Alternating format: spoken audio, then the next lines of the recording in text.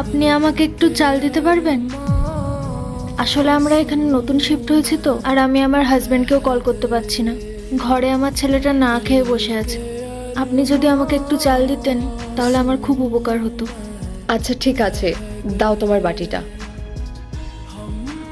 মেঘা, আমি অফিসে যাচ্ছি।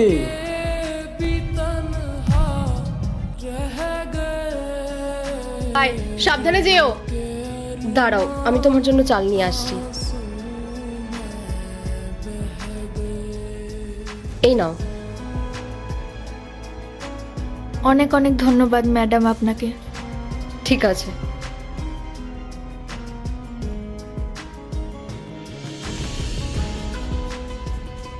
তুমি আবারও এসেছো? দিদি, একটু দুধ পাওয়া যাবে?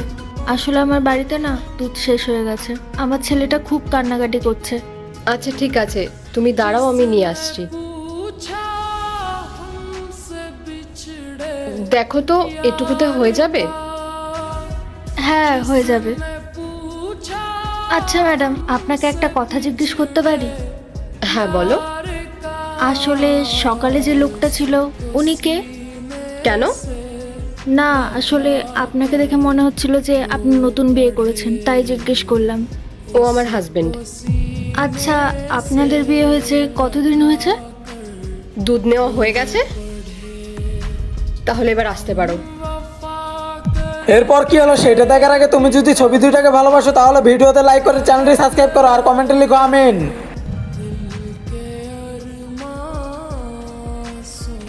পাগল নাকি?